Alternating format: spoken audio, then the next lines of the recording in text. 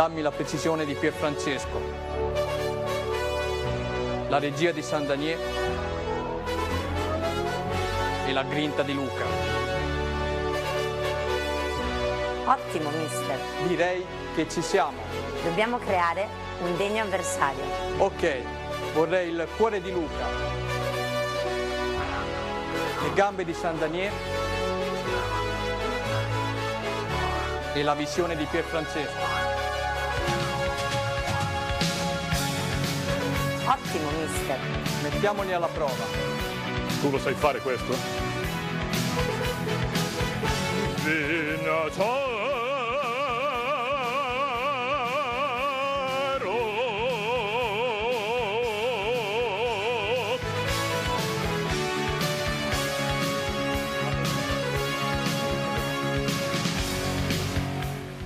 Buonasera, buonasera, quarta puntata di A Tutto Sport. Ieri si è giocata la 12ª giornata del campionato di seconda divisione Girone A.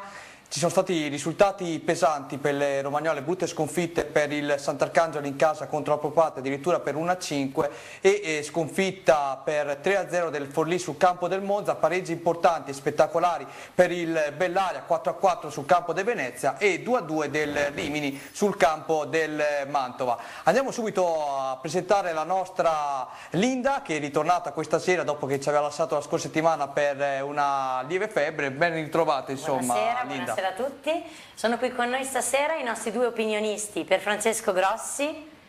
Buonasera. E Luca Filippi. Buonasera. Ringraziamo come sempre i nostri sponsor, li salutiamo e vi lasciamo il nostro numero per interagire con la trasmissione 333 6094 299. Ecco, mi raccomando, come ricordava Linda giustamente, se volete interagire con noi contattateci come sempre via SMS, che leggeremo i vostri commenti, li diremo qui in studio e poi riporteremo anche le vostre domande ai nostri due opinionisti Pierfrancesco Grossi e Luca Filippi, che saluto anch'io. Buonasera a tutte e due.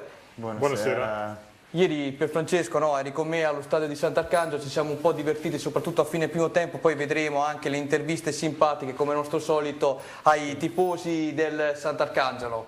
Sì, ieri abbiamo visto una bellissima partita, direi, forse la più bella non solo di questo campionato. La Pro Patria è una squadra che gioca benissimo, probabilmente il miglior calcio così visto fino adesso. Visto fino adesso, decisamente. Ecco, dopo ci arriveremo. Spettacolare. Dopo ci arriveremo a commentare la partita del Sant'Arcangelo. Ahimè, ha perso per 5-1 in casa contro la Pro Patria. Se la regia è pronta io passerei alla lettura dei risultati e della classifica della seconda divisione Girone A. Ricordiamo anche che ieri per l'appunto si è giocata la 12ª giornata di seconda divisione Girone A con il Castiglione, che è tornato nuovamente secondo, ha mantenuto il primato solamente per una settimana. Il Savona ha vinto 1-0. Adesso Linda, vai pure con la lettura dei risultati. Allora, Casale Alessandria 1-1, Fano Bassano 0-2, Mantova Rimini 2-2, Monza Forlì 3-0, Renate Milazzo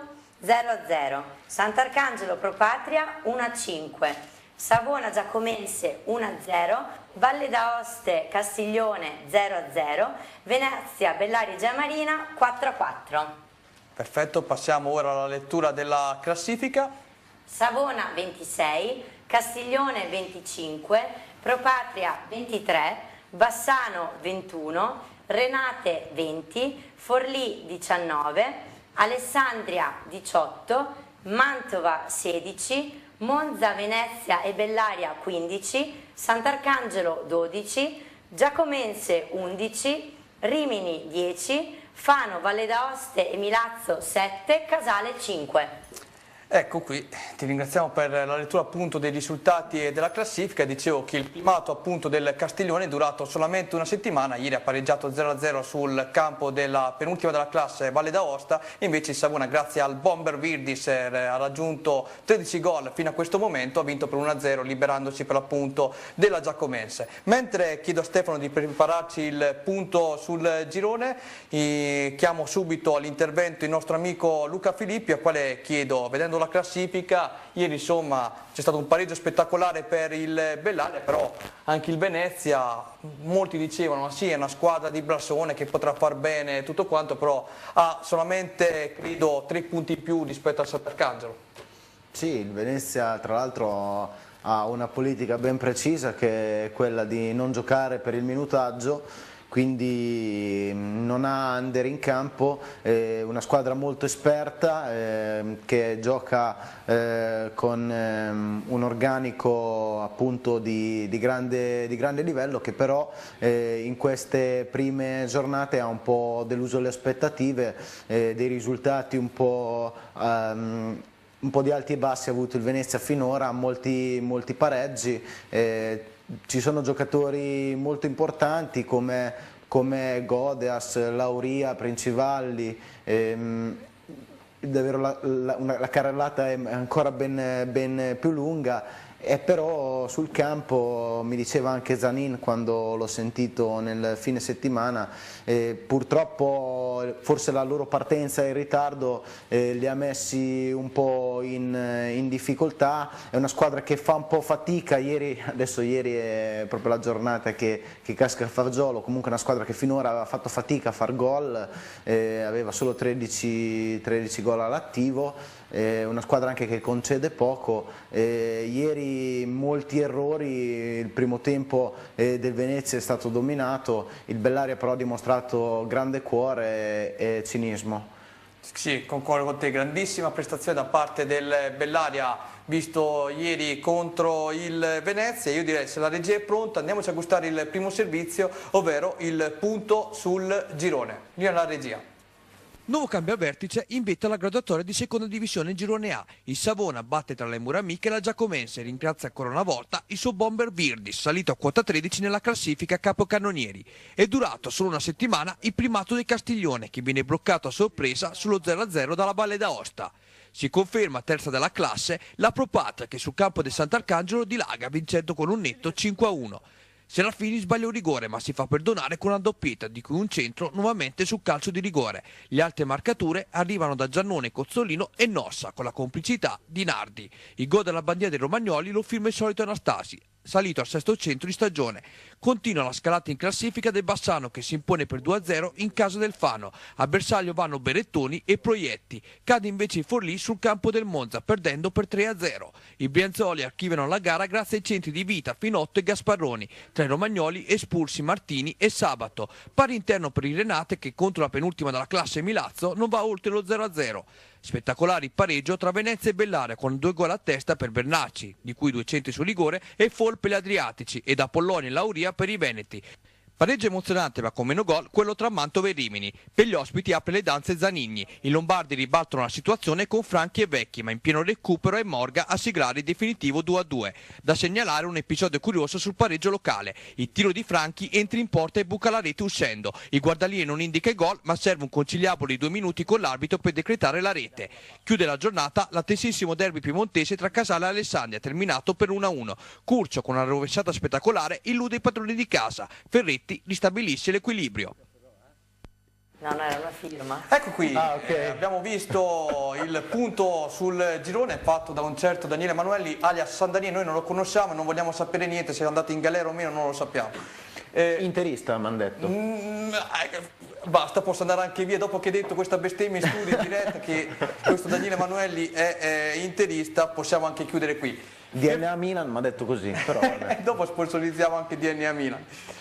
Pierfrancesco, prima di... Tra l'altro abbiamo un bel duello noi. Ecco, stiamo parlando. Io voglio sapere da te cosa c'entra adesso. Stiamo parlando di Rimini, Venezia. Luca è stato perfetto questa sera, ha iniziato il discorso con Venezia, tu arrivi, Juve, tac, non ce la fai più. Sai, lo spirito bianconero è incontenibile. Allora ti faccio una domanda. Di solito io ti chiedo che giornata è stata ieri, 12ª di seconda divisione. Ora a questo punto ti chiedo che giornata è stata di Serie A, che nessuno lo sa. Insomma, parlare di Serie A non credo importi molto, visto che se ne è parlato tantissimo. Oh, ecco, quindi ci basta. Ci basta sapere che sei juventino, giusto? Lo diciamo a Esatto, mezza... tu volevi ricordarmi il pareggio a reti bianche nostro. Pareggio a reti bianche, per chi non lo sapesse, della Juventus 0-0, l'Inter purtroppo non si è avvicinata perché è stata bloccata sul pareggio, e il Napoli uguale, da un grande Milan, saltiamo il Milan, forza Sì, Milan. veramente strepitoso. Sì. Io non sono milanista, però lo dico, Esatto. forza Milan. Non sono O il Shaarawy, Milan o il Shaarawy. più Shaarawy. Esatto. Ecco. Allora, a parte gli scherzi, 12ª giornata di campionato, c'è stato subito un ribaltone al primo posto della graduatoria e la Pro Patria ha confermato di essere la terza forza di questo campionato. Lo dicevamo anche nel servizio. Insomma, solita domanda, che giornata è stata ieri a 12ª? Ma intanto, come ricordavi tu, è stata la giornata in cui il Savona si è ripreso la testa della classifica, il Savona che può contare su questo strepitoso bomber Virdis che, ricordo, già in estate aveva dichiarato di voler vincere il campionato e classifica a marcatori, quindi per il momento sta mantenendo le attese. Ma Ricordiamo 13 gol in 12 giornate, fenomenale. direi da applausi, tantissimo di cappello. E adesso E qui, una l'ha anche saltata. e qui a tutte e due, prima di andare avanti, scusami se ti interrompo, apro una parentesi e la chiudo subito. Quanto gli rode al presidente Brolli non avere un attaccante così a Sant'Arcangelo quest'anno? Ecco, noi rigiriamo il coltello nella piaga, oppure rigiriamolo più tardi. Ecco, rigiriamolo più tardi. Stavolta però voglio dire che comunque Anastasi, se non sbaglio, è arrivato a quota 6 gol. 2 rigori, sì. Quindi è vero che ha mostrato in queste partite di fare in alcune occasioni di fare un po' fatica a fare gol, però comunque sia 6 gol non sono nemmeno pochi. Sì, Tieniti pronto su Virdis, che fra poco sarà la prossima domanda. Tu continua pure con il tuo punto sul girone. sì, il vero problema, solo per agganciare il momento a quello che diceva Luca, è che è vero che Anastasi è l'unico vero attaccante significativo di peso che ha il Sant'Arcangelo, quello che segna quando è importante, tant'è vero che 6 degli 8 gol li ha realizzati lui. Certo. Il problema è che c'è solo lui e soprattutto che non solo non ci sono alternative, ma non c'è proprio modo di sfondare più di tanto lì davanti, che è il vero problema di questa squadra. Poi ne parleremo. Poi ne parleremo. Andiamo avanti con la 12ª giornata. Illustra al nostro pubblico che è a casa, che sta aspettando così con la bava alla bocca, il tuo commento sulla giornata di ieri. Vai. Quindi no, si diceva di questo Savona che si è ripreso alla testa della classifica in virtù anche del suo attaccante Virdis, Castiglione che è stato fermato invece dalla Valle d'Aosta, ma è comunque alle spalle. Quel che fa notizia è la sconfitta del Forlì, poi anche di questo magari ne parleremo in maniera più ampia. Un Forlì che sembra non volersi riprendere, 2 sconfitte in queste ultime 5 partite, mi sembra, insomma una vittoria che manca da parecchio tempo e la squadra che in classifica è rimasta un po' fuori in questo momento dal giro, ma siamo certi che potrà tornare perché insomma la squadra c'è, il potenziale notevole, Bardi è una garanzia. Per il resto, ecco, lo diceva già Luca, risalta il nuovo pareggio importante, diciamo così, il nuovo risultato positivo del Bellaria che continua a stupire. In fin dei conti i punti che in classifica non sono pochi, se consideriamo quello che si diceva di questa squadra ad agosto. È vero. Ecco, quindi, perché Una forse squadra, qualcuno se come l'è ricordava dimenticato. Luca, allestita il 31 agosto, l'ultimo giorno di esatto, mercato, lo ricordiamo, esattamente. guardate Possiamo la rivedere la classifica, classifica, ringraziamo infatti. anche il nostro Stefano che ce la mostra, insomma è un Bellaria che lì 3 punti addirittura in più del Sant'Arcangelo, che l'anno scorso aveva stupito un po' gli addetti ai lavori, gli stessi punti in classifica del Venezia. Esattamente, che è tantissimo, a pensarci bene è tantissimo per chi conosce fino in fondo questa realtà. E poi l'altra notizia che ormai non sembra nemmeno più una notizia è che il Rimini non vince. Ecco, adesso i tifosi del Rimini fra un po' mi verranno qui, ci meneranno 1, 2, 3, più forse anche Linda, no, anzi no, Linda no, ecco. Sì, Non adesso fra un po' solo. ti faccio parlare a te che eri lì ieri, fra un po' arriviamo anche a Rimini, state tranquilli che Volevo abbiamo tanto aggiungere Rimini una questa cosa sera.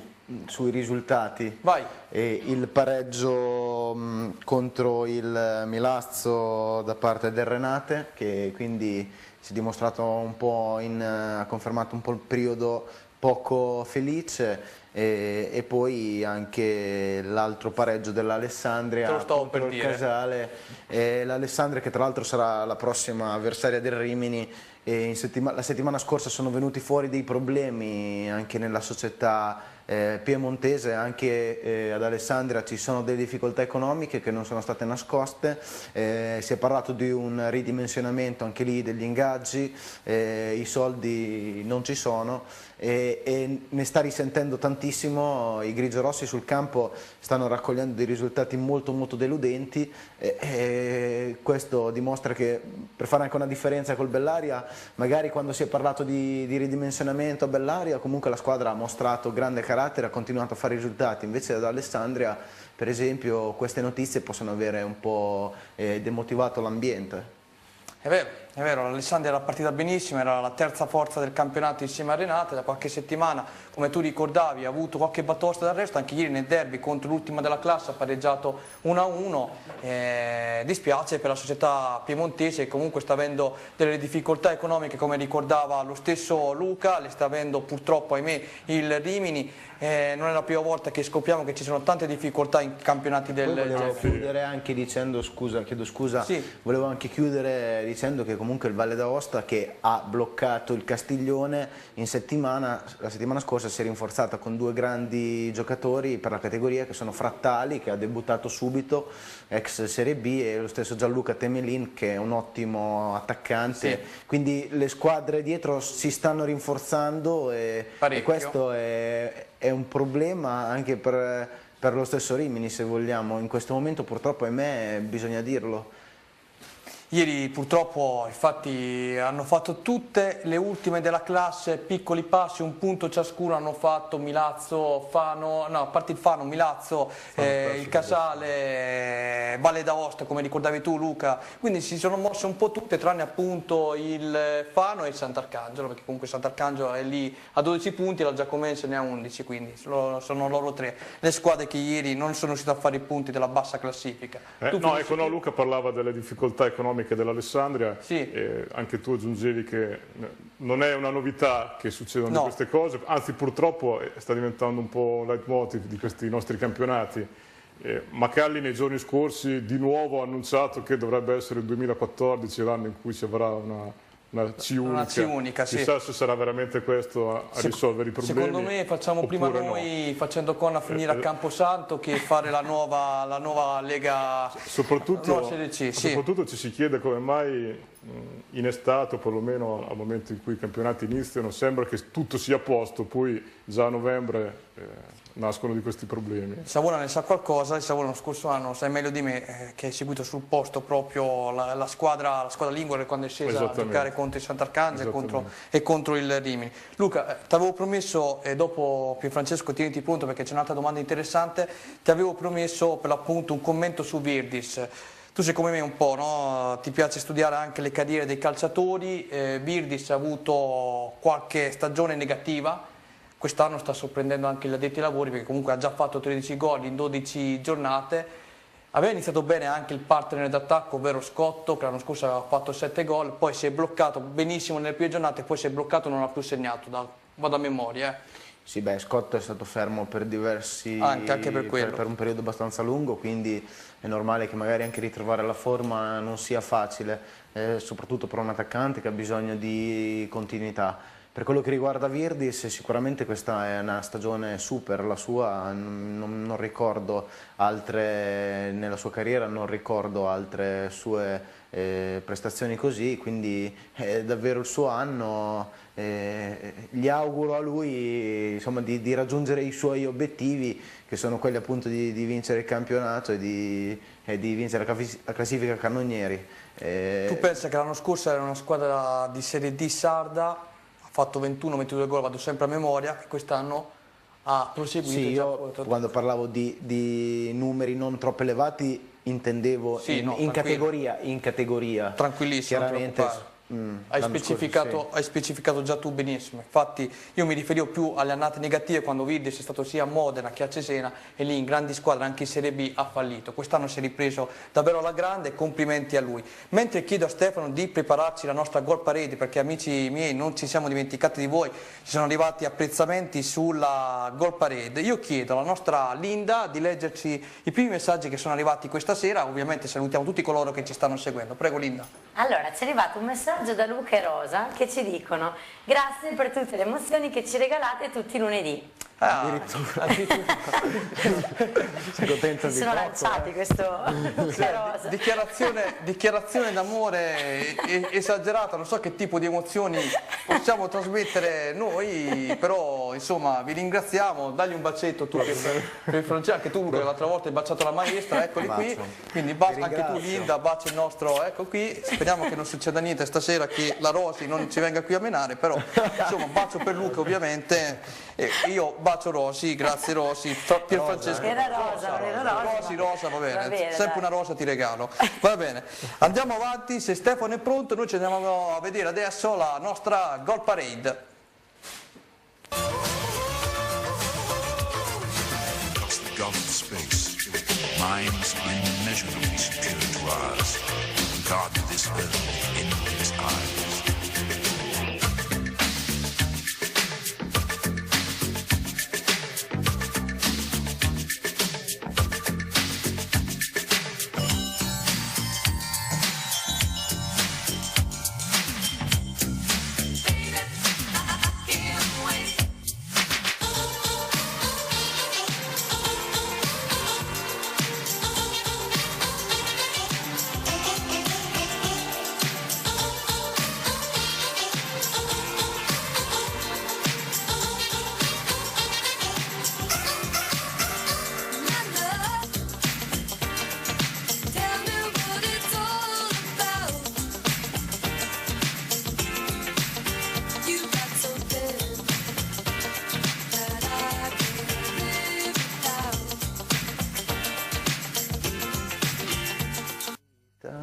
Ecco qui, rientriamo in studio, Goal Parade sempre più bella settimana per settimana, so che tu hai pronto un SMS arrivato dai nostri amici. Allora, ci dicono, un po' lungo lo leggo: dite a Luca in studio di mangiare un po', che se dimagrisce ancora diventa invisibile anche in televisione. E poi ci danno anche una notizia, che la deve anche smettere di pensare alle sue 1001 donne addirittura. Il suo amico Harry. Rispondo alle due domande. Via. Questo è importante, questa è la cosa più importante della trasmissione, prego, prego. Concentrata su di te questa sera. Sarebbe da fare una puntata diversa sul dimagrimento. E sulle tue 1001 anche. Stasera invitiamo anche il tuo amico qui, se vuol venire nel frattempo. È vero che non è facile perdere 25 kg da gennaio, quindi quanti mesi stiamo parlando? Aiutami. Quanto hai perso? 25 kg? 25 kg. Ma porca miseria, cosa devi fare? Devi fare la corsa campestre? Cosa devi fare? No, qui è stato un cambiamento di stile di vita. No, stai tranquillo. E quindi sono contento di apparire uno scheletro anche agli schermi, di fronte alle telecamere. No, scherzo, ovviamente non è così. Sulle 1001 donna si tocca un altro tasto dolente, qui c'è un ragazzo single da tanti anni, secoli, eternità, quindi non ci sono donne assolutamente, non ci sono neanche uomini, perché la settimana scorsa abbiamo parlato con Fall di love story, non ci sono love story con calciatori, però neanche con pallavoliste, quindi sono single, le donne sono meno 1001. Fai un appello alla ricerca. Ah sì, sono alla ricerca, il numero non è il mio, però in qualche modo insomma però... Ecco. Noi smettiamo, ti volevo tranquillizzare, tu la scorsa settimana mi hai detto no ma mi hai fatto apparire con una love story con fall, non ti preoccupare che la gente ha capito benissimo il messaggio a casa, tant'è vero che chi ha guardato la puntata mi ha fermato per strada a Rimini e mi ha detto ma guarda, ma Luca sai se è single davvero, perché a me mi interessa, purtroppo non erano donne, erano tutti uomini. Giustamente. questo mi dispiace dirtelo, però il messaggio dai chiaro. L'importante è piacere a qualcuno. Quindi sappiamo che è Però arrivato... vogliamo dire a Luca, scusa, no, che mai disperare, perché se il Rimini crede di andare ai playoff, insomma, anche lui può pensare di avere una Adesso storia però queste sono coltellate. Porca miseria. Tu lo sai che qui ci ritroviamo la curva che ci viene a menare, vero? Tu lo sai, eh? Dopo io dico No, a proposito di curva, volevo cosa- dire che anche ieri a Mantova purtroppo c'erano una ventina di tifosi. Io capisco che con le regole sulla tessera del tifoso non sia facile, soprattutto per i più giovani, che Certo. è anche uno stile di vita, tra virgolette, la scelta di non fare questa tessera. Adesso non è il caso di dire se i tifosi, che tra l'altro molti li conosco, non è il caso di dire se è giusto o non è giusta, però c'è da dire che la gente allo stadio con questo nuovo strumento è sempre meno. L'abbiamo visto nel derby di Sant'Arcangelo, l'abbiamo visto in una trasferta come Mantova, che comunque in 2 ore di macchina ci arrivi, anche di meno. Tra l'altro uno stadio storico, il Martelli, c'è stato un luogo di sfide appassionanti in Serie B con tribune gremite. Ieri è stata davvero una coltellata per i riminesi tornare nel luogo dove c'erano stati scontri epici e vedersi che comunque i tifosi di Mantova c'erano, erano pochi, 1 migliaio scarso, però c'erano.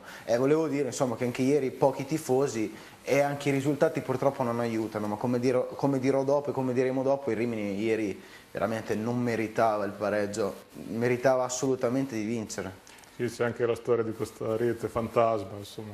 Ecco, dopo ci arriviamo. Abbiamo una scaletta da rispettare, dopo ci arriviamo. Non vi preoccupate, ma tu stavi rincuorando i tifosi del Rimini o li stavi avvilendo ancora di più, poverini? No, li sto rincuorando, Rimini si riprenderà, poi la settimana prossima tornerà Taddei. È vero che non è giusto focalizzarsi sul singolo giocatore, ma dalla prossima ci sarà Taddei, un elemento sicuramente fondamentale. L'abbiamo detto, straripetuto in queste puntate, soprattutto Pier Francesco, e giustamente un giocatore come lui potrebbe cambiare le dinamiche, però io sono anche dell'idea che non bisogna troppo concentrarsi su un unico giocatore. La squadra è composta da 11 più quelli che vanno in panchina, i tifosi, a volte gli arbitri, no scherzo. No, ieri la terna arbitrale è stata scandalosa. Sì, è vero, veramente. tutti juventini sono, sì, è vero. Juventini interisti. Tutti juventini interisti, bravo, così mi piace, Forza Milan. No, scherzo, era solo per dare... Come no? Fammi urlare in TV Forza Milan per una volta, scusami. Sì, poi va anche aggiunto che dopo Natale si potrebbe vedere anche un altro campionato, non solo perché possono tornare giocatori, come in questo caso Taddei, ma anche perché poi entra in ballo il mercato, quindi noi stiamo facendo il punto in questo momento, ma chissà che campionato vedremo, insomma, tra qualche tempo. Potrebbe cambiare... E quello è sicuro, no, Pier? Perché se noi facciamo il punto del momento... Si parlava di un possibile acquisto al Forlì di Grossi, però mi hanno detto che... Gabriele Grossi, forse quello che giocava nel Napoli e nella Roma, forse lui, un tuo parente, no? No, ci sono quasi, no. Ci sono quasi, no. Ma te non sei centrocampista?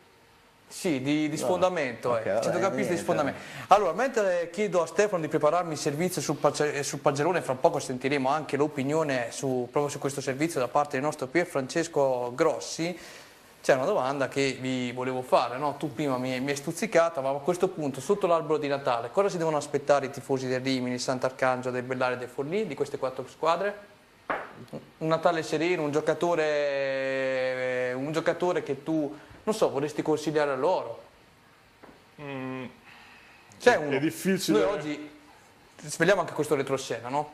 Tu ieri mi hai detto, sono venuto a vedere il Sant'Arcangelo, ti dico la verità Daniele, negli ultimi 2 anni io una squadra così bella come la Pro Patria non l'avevo mai visto giocare. Giannone, c'era detto stampa, non mi ricordo, un giornalista della Pro Patria che ha definito il trio della Pro Patria stellare, c'era Giannone, Cozzolino e Serafini. Sì. Ecco, se tu dovessi consigliare un giocatore ovviamente che possono acquistare Rimini, Forlì, Sant'Arcangelo e Bellaria in base alla loro disposizione economica, quale giocatore consiglieresti?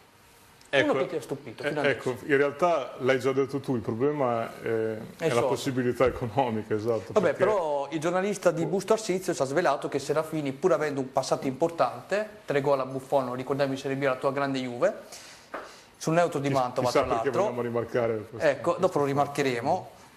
ci ha svelato che non prende un ingaggio così mostruoso, forse anche di meno rispetto a Taddei Del Rimini. Forse sì, forse a volte anche la capacità di saper avere l'occhio giusto, il momento giusto. Potremmo citare allora in questo senso anche il Bernacci, che è riuscito a scovare il Bellaria, che nonostante le tante difficoltà economiche però ha trovato modo di avvalersi dell'aiuto preziosissimo di un giocatore di quel tipo. Esatto. Altre volte invece è la capacità che si ha di trovare quel giocatore giusto, se anche non è così rinomato, ma che può diventare importante. Ma anche Giannone, se mi permetti, forse è un po' questo tipo di giocatore per la Pro Patria, è diventato così, se non sbaglio, proprio con quella maglia, sì, in attesa di arrivare, di scalare qualche categoria. E tu mi chiedevi che cosa si dovrebbero trovare sotto l'albero di Natale. Un nome, senza raccontarmi la storia dal 1899 ad oggi del Milan. Un nome. È difficile. Dopo la partita di ieri sicuramente ti direi che ci vorrebbe Serafini per Masolini, per esempio. Ecco. Allora sì che forse qualche cosa potrebbe cambiare. Qualcosa. Ok, ti stoppo un attimo perché adesso ci andiamo a gustare proprio il tuo servizio. È una new entry, si chiama il pagellone di Pier Francesco. Voi ve lo vedete, poi se volete cambiare canale avete tutte le ragioni di questo mondo. Però intanto vedetelo e poi ritornate in studio che ve la prendete con lui. Lì alla regia. Rimini 5. Il 7 bello è solo di pareggi, ma chissà che alla doppia cifra non scattino i 3 punti. Peggiore tra le romagnole, eppure in un campionato che non vanta poi troppi fenomeni. Corsi e ricorsi, ricordava tale Vico. Per i biancorossi pare tornato quello dell'incarcerazione nella bolgia della vecchia C2, allorché tanto dovette starci il Rimini, tra uno spareggio perso e l'altro, prima di volare in C1 e in B. Attenuante Taddei, attenuante Iella, vede anche la rete non rete di Mantova, a dispetto di un buon gioco di D'Angelo, ma dopo una sola vittoria in 12 gare, peraltro a far voce grossa con la modesta Val d'Aosta, c'è di che preoccuparsi. Dietro la lavagna, in attesa, chissà, come Dante, di rivedere le stelle. Forlì, 5,5, la macchina che si inceppa, o semplice momentaccio, chissà. Certo, un po' di odor di bruciato si sente pure dopo 3 punti appena nelle ultime 5 gare, per i pari con Pro Patria, Savona e Sant'Arcangelo. A Monza ci si mette anche il rosso dei cartellini a sviluppare la fiamma dell'incendio. Eppure il potenziale è notevole e Bardi garanzia. Spintonati momentaneamente fuori dal consesso delle prime, ma lo crediamo, solo momentaneamente. Bellaria, 7, nono positivo in 12 gare per chi in agosto nemmeno era stato partorito, ma il pargolo biancazzurro ha immediatamente mostrato di essere precoce. 6 pari e 3 vittorie, le prime paroline già da grande. Sgambettato da Monza, Bassano e Savona, fratelli maggiori, ci sta, e comunque mai demeritato. Commovente Fantini, stratosferico Fall, prezioso Bernacci, anche solo d'esperienza, entrambi ancora in vetrina nelle acque di Venezia, che l'Airone raccoglie di cucchiaio, da par suo. Sant'Arcangelo, 5,5. Il 5 non è tanto quello della cinquina, ad ubriacare i giallo-blu dopo l'altra sbornia contro il Cuneo la stagione passata. Cadere a tanto strapotere è lecito, ubi maior minor cessat, ma la domanda che sorge spontanea alla vecchia maniera di Lubrano è come spuntarla senza punte e senza attacco, con Anastasi, Croce e Delizia. Ciccio, chissà, salvali tu. San Marino, 7,5, Tris di fila che lancia ad un passo dalla gloria delle prime, a risalire con colpo di coda, finalmente ritrovato sotto porta, a spolverarsi di gloria reggiana e incunearsi per il bis, mentre il Paccia gioca da fenomeno di tacco, rete e sostanza, ovunque lo si metta. Pelagatti è gatta da pelare per tutti là dietro e Dumbia esplode. E allora vivan San Marino, certo, avete capito bene, anche nel senso di Luca.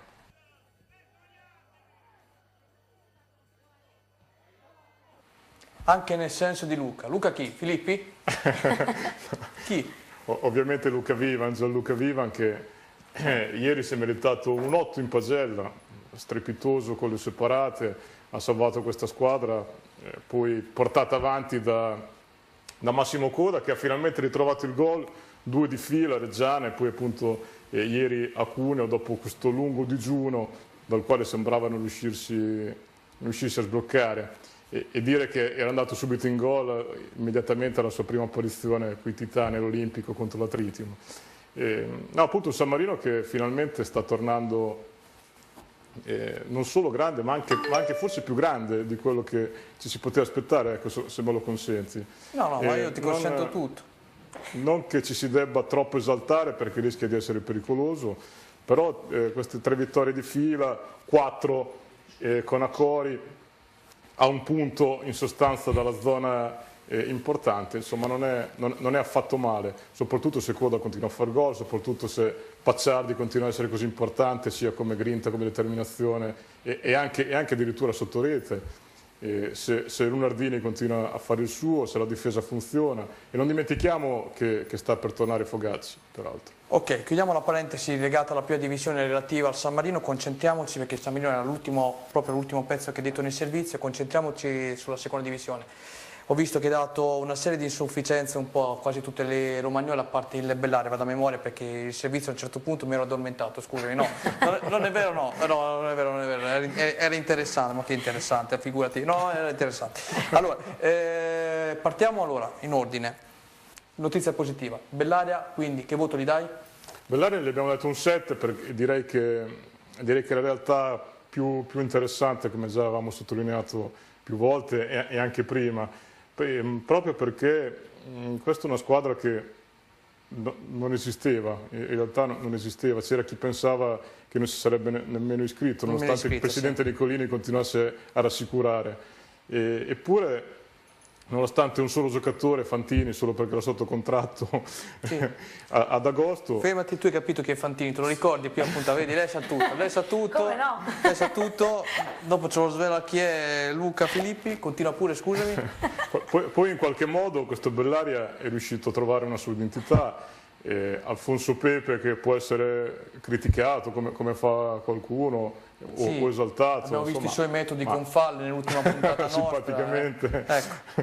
Esatto. Però è riuscito a costruire un gruppo unito, compatto e un si gruppo bene. Che non può esprimere un grandissimo calcio da un punto di vista qualitativo, questo è evidente. Certamente il Bellaria poco a che spartire con la Pro Patria, ecco, per fare un esempio, questo è chiaro. Si è invaghito dalla Pro Patria adesso. Questo è chiaro, ma una squadra che bene o male riesce sempre a compattarsi, a tenere, ad arrangiarsi in una qualche maniera, magari non prendere gol, in qualche modo cercare di farlo puntando su Bernacci, così come dietro punta su Fantini. Anche a centrocampo sono riuscito a trovare giocatori interessanti, come poi l'amico Luca può confermarci, come Raporo, come Mariani, che è una conferma, come Perrino, che finalmente è stato ritrovato, anche se ieri non ha particolarmente brillato. Se no dopo Luca su Bellaria cosa gli chiedo? E quindi ci sono di cose da dire su Bellaria. E quindi una squadra, come dicevamo prima, si sta facendo ben valere, sta facendo vedere, soprattutto ampiamente funzionando, quindi una sorpresa che merita un bel 7. Si alzano i cori, si alzano gli angeli, è finito il Bellaria. Perché tutto sommato, ecco, anche pareggiare così a Venezia, nonostante le difficoltà di questa squadra del Venezia in questo momento, comunque non era facile fare 4 gol in uno stadio che comunque ha vissuto la Serie A, diciamolo pure.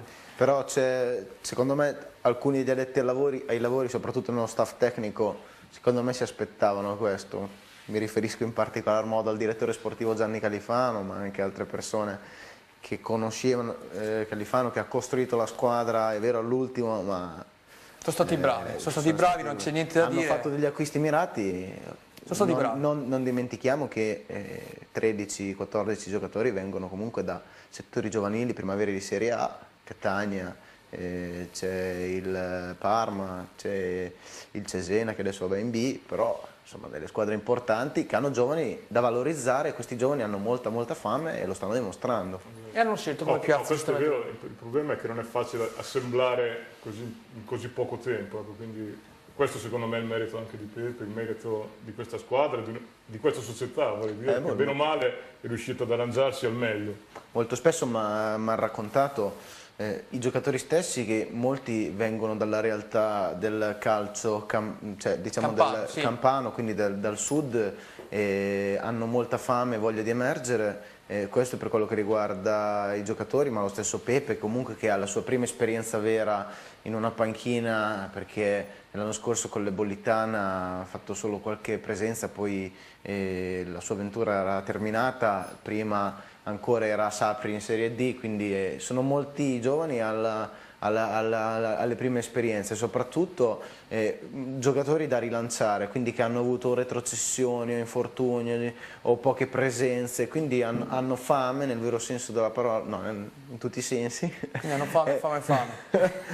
E quindi questo sicuramente Quindi hai ragione il tuo gioca... amico, anche tu hai fame adesso. Però io non mangio. Non mangi più, porca miseria, non mangia più, porca miseria. Allora scusa, dopo che abbiamo, qui siamo su Telerimini, stiamo parlando del Bassano, del Venezia, dell'Alessandria, fra un po' ci manderanno secondo me in tutta Italia, perché parliamo di tutte le squadre della seconda divisione girone A. No, io adesso faccio una battuta, però davvero sono orgoglioso di voi due, perché comunque lo staff, anche di te, non ti offendere. Infatti dicevo, grazie.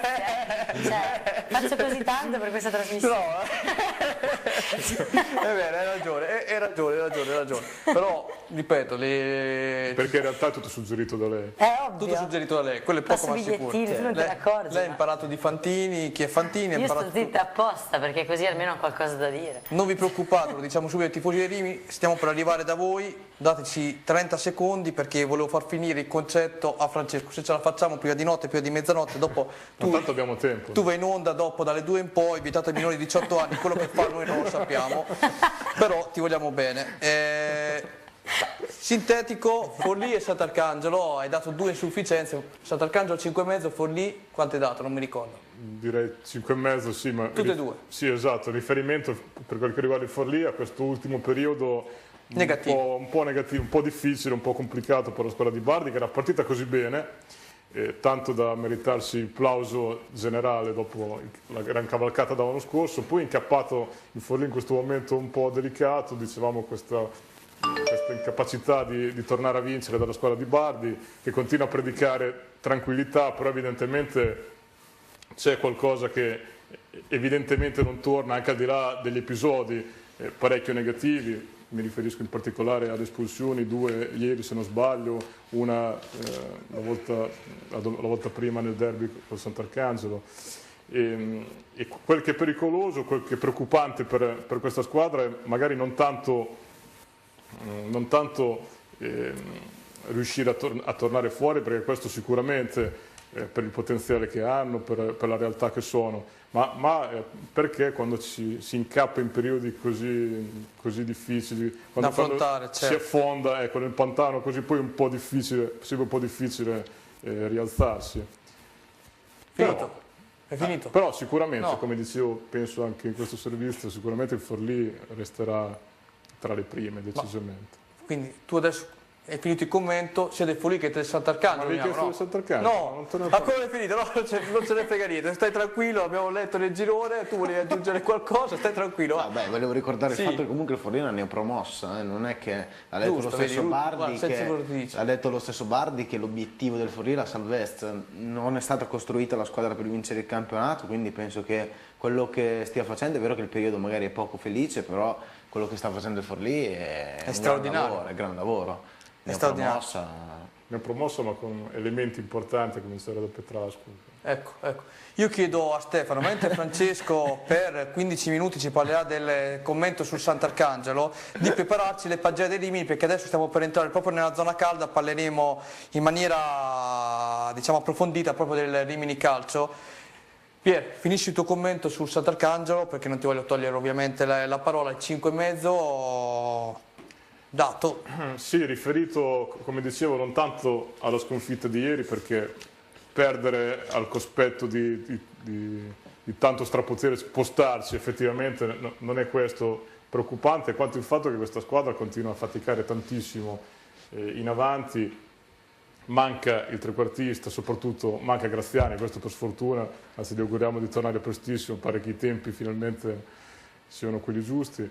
Il problema è che, come diciamo, appunto, manca un po' di sostanza in avanti. Anastasi, che è l'unico punto vero di riferimento, che segna gol importanti, 6 su 8 sono i suoi, ma ne sbaglia però anche tanti, anche ieri ne ha sbagliati un paio che avrebbero forse, non dico potuto cambiare la partita, ma se non altro dare certa speranza sul momento. E oltre lui non c'è nessun altro, perché Parodi, Canini sono giovani che ancora devono crescere. Di Parodi abbiamo sempre parlato bene, ma evidentemente è un ragazzo che deve ancora crescere. Beatriz Totti, il famoso trequartista, forse ritrovato, deve anche lui ancora ritrovarsi, acquisire esperienza così nel tempo, a mio modo di vedere. Insomma, trovo che la situazione del Sant'Arcangelo da questo punto di vista sia complicata, ecco, abbastanza complicata. Non vorrei che lo diventasse troppo, non vorrei per loro che lo diventasse troppo. Mi raccomando, tifosi del Sant'Arcangelo, toccate ferro, perché dopo questa guffata, ecco. Allora, se Luca, salutiamo di nuovo a Luca e Rosi che ci hanno mandato un altro messaggio, noi li salutiamo perché se no si sono addormentati, perché vivevano di emozioni, ma credo che stasera si siano addormentati come ninna nanna, siamo stati perfetti. Allora, io chiedo a Stefano se è pronta la pagella dei Rimini, perché eccola qui, la vedo già. Adesso aspettiamo il commento del nostro Luca Filippi che pian piano ci dice i suoi voti e ovviamente giustifica il suo voto. Prego Luca. Sì, partiamo da Scotti. Beh, innanzitutto da ricordare insomma, che il Rimini ieri è sceso in campo con il classico 3-5-1-1, non c'era Gasperoni che non era al meglio, quindi al suo posto ha giocato Ferrari. Morga anche lui non era al top, si sapeva, per ha avuto un'elongazione in settimana, quindi è andato in panchina, ma è entrato e ha fatto il gol del 2-2. E 3-5-1-1 speculare, con Scotti in porta gli ho messo 6. Adesso io commento la pagina che ho scritto, perché dopo 40 minuti di Pier puoi anche commentare. Però ci sarebbe anche da parlare della partita, insomma, di per sé. Esatto, dopo parleremo anche di quello. Intanto commento la pagella. Scotti 6, vigile quando può. Andrea Brighi 6, chiusure preziose e qualche pasticcio. Vignati 6, il ritorno con personalità senza eccellere. Vittori 5,5, sbaglia sul primo gol di Franchi. Poi abbiamo Ferrari 6, positivo, un po' impreciso a tratti. Spighi 7, imprendibile, manca solo il gol. Marco Brighi 6, sufficiente, un po' anonimo. Maita 6, senza infamia e senza lode. Baldazzi 7, assist, buone trame, ritrovato. Valeriani 6,5, più propositivo del solito. Zanigni 7, gol, dinamico, traversa, protagonista. Marras 6, all'arrembaggio. Morga 7, semplicemente geniale, rapinatore. Maio senza voto, nella mischia. D'Angelo 6,5, il risultato del campo mente, la squadra gira. Direi che il migliore in campo sicuramente è stato Maio, SV gli è dato senza voto, quindi a parte gli scherzi, tu eri ieri impegnato sul campo di Mantova, che Rimini è stato? È stato un Rimini positivo, che a larghi tratti ha comandato le operazioni, ha avuto il pallino del gioco ed è stato un Rimini molto molto propositivo, che ha costruito diverse occasioni, passando giustamente in vantaggio con Zanini. Rapido l'assist bello l'assist di Baldazzi, rapido Zanini a eludere, anticipare tutti, a infilare a fil di palo. Rimini è passato in vantaggio, il Mantova però è venuto fuori e ha trovato questo pareggio con Franchi, che è stato un gol iper contestato. Chi ha ascoltato la radiocronaca da casa ci avrà preso tutti per pazzi, ma davvero non si è capito se la palla è entrata o no. Chi ha tagliato la rete, te o Pierfrancesco? No, l'ho tagliata io, però non lo volevo dire. Bravo, così ci piace. No, intanto ti stoppo un attimo, chiedo intanto a Stefano di prepararmi il primo spot, la prima serie di spot. Vai pure. No, dicevo che è stato un tiro di Franchi, nell'occasione Vittori non è stato impeccabile, gli ha calciato addosso. C'è anche da dire che Franchi si è portato avanti la palla con la mano, quindi il gol già non era regolare, però le immagini con calma, con i dovuti ausili hanno chiarito che il gol era regolare, la palla è entrata ampiamente. Il problema è che c'era un buco nella rete, quindi essendoci il buco nella rete la palla è uscita. ed è stata una situazione paradossale perché i giocatori sono diretti tutti verso il guardalinee. Scotti mi ha riferito negli spogliatoi, cioè nella sala interviste, insomma, che lui in realtà, oltre ad aver visto la palla fuori, perché la palla ovviamente essendo la porta bucata, la rete bucata, la palla una volta che è entrata dentro è uscita anche fuori. E Scotti mi ha dichiarato, insomma, di essere andato verso il guardalinee anche perché c'è stato il fallo di mano di Franchi che si è portato avanti la palla appunto col braccio, nonostante appunto Vittori nella circostanza gli abbia calciato praticamente il pallone addosso. È stato un po' ingenuo il giovane difensore biancorosso. E dopo questo strano pareggio il Rimini ha iniziato la ripresa con una marcia davvero in quarta, tante occasioni, Spighi che ieri è stato secondo me uno dei migliori in campo, lo stesso Zanini ha avuto un'occasione di testa, poi c'è stato un rigore non concesso assurdo. Vecchi ha strattonato Zanini, rigore netto tutta la vita, l'arbitro ha addirittura fischiato il fallo a Zanini, che è vero che l'ha fatto ma dopo, nello sviluppo dell'azione. E quindi niente, dopo il rigore non dato il Mantova, come succede sempre nel calcio, il Mantova che non è che è stato a guardare per 90 minuti, anche il Mantova ha avuto le sue occasioni, però il gioco secondo me era fatto il Rimini e il Mantova ha trovato questo vantaggio su calcio d'angolo, anche qui la difesa ha un po' dormito, calcio d'angolo, colpo di testa, un primo colpo di testa e poi una specie di tap-in sempre di testa di Vecchi che da dentro l'area ha corretto in rete. Rimini si è trovato immeritatamente sotto, D'Angelo le ha provate tutte, tra l'altro D'Angelo ieri è stato anche espulso sempre per proteste in occasione del rigore non concesso. Ha anche un po' ragione, quel rigore era assolutamente era grande come una casa.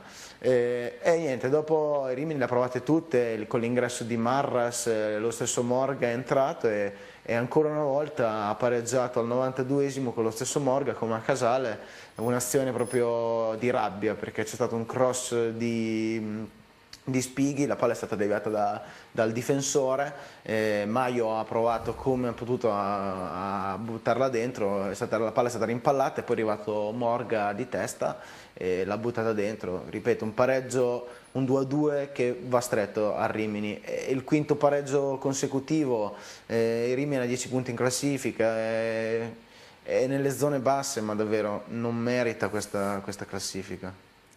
Quindi da domani tutti gli abitanti di Rimini, anziché comprare il giornale, devono comprare te, perché comunque sei un giornale vivente. Complimenti Luca. Allora, se Stefano è pronto, noi possiamo lanciare il primo blocco di spot e poi rientriamo con una brutta notizia e diremo qual è questa brutta notizia. In alla regia. Oro Euro lo trovi a Rimini, in via Cignani, angolo di via Circonvallazione Meridionale. Taverna del Grillo a Campiano di Talamello, infoline 0541 92 18 39. Splendida giornata a Rimini, in via Garibaldi 67.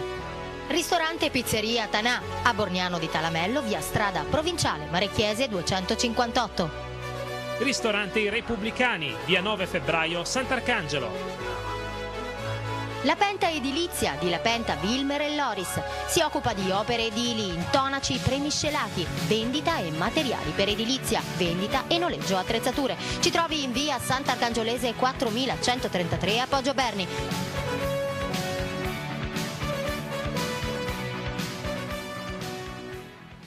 Ecco qui, rientriamo in studio. So che tutti i tifosi del Rimini attendevano le immagini della partita tra Mantova e Rimini terminata 2-2, come ci ha illustrato il nostro illustre opinionista Luca Filippi. Purtroppo le immagini non le abbiamo perché qualcuno addetto ai lavori, soprattutto nella zona di Mantova, ha pensato bene di non caricare le immagini e spiegherò poi il regolamento cosa prevede. La brutta notizia è che purtroppo adesso non è questa, che purtroppo adesso devo chiedere il commento del Rimini a Pierfrancesco Grossi.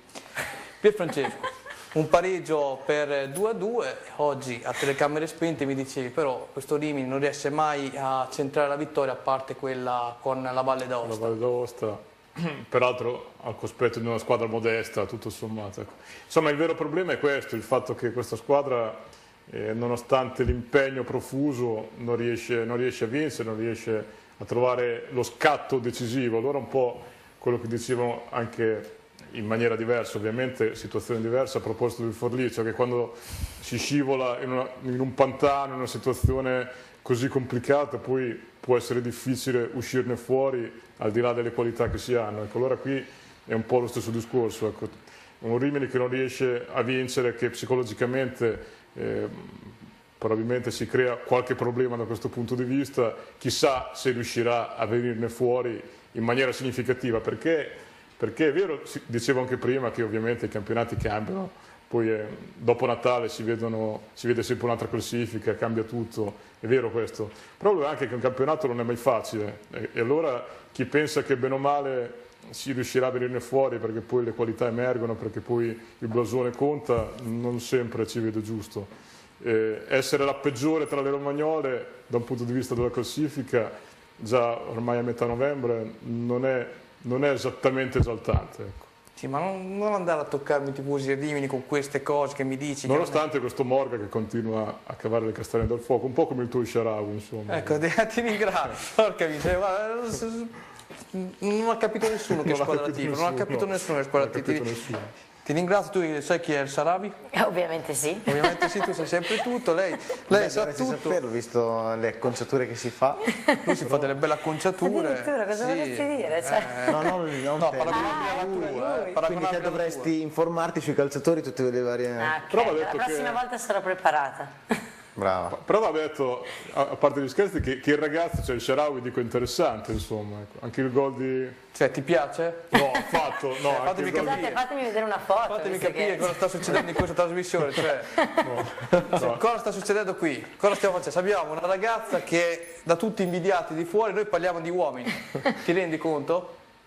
Cioè, questo è un problema grosso, ragazzi. Vogliamo affrontare questo problema in diretta? Ma guarda, la verità è che io dico da tempo che voglio occuparmi di calcio femminile. Hai capito lui, zitto. Qua c'è la tua ragazza lì in diretta che ti sta aspettando. ecco. Però c'è un piccolo problema. Cosa è successo? È vero che il calcio vero lo sanno giocare solo gli uomini. Dio. Linda, qui devi rispondere te. Dagli uno schiaffone, dagli un calcio anche... Con tutto il rispetto per fuori onda. Vedi, è educata. Allora, inquadrami che spiego in primo piano, so che sono brutto, però inquadratemi lo stesso.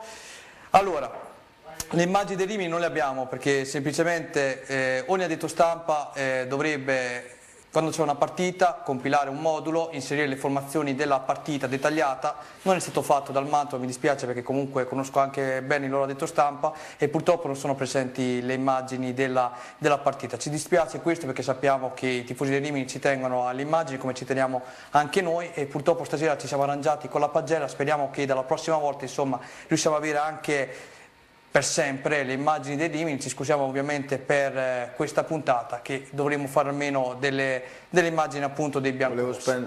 Volevo mettere la benzina sul fuoco e dire che ieri a Mantova non c'erano neanche gli accrediti per i giornalisti, quindi questo per palesare anche giustamente il tuo rammarico, il tuo disappunto. No, c'è molto rammarico perché anche con i DVD, ancora sto aspettando un DVD dal Mantova che non c'è stato fornito per la partita contro la Proprietà. Forse loro da quando sono falliti si sono fermati.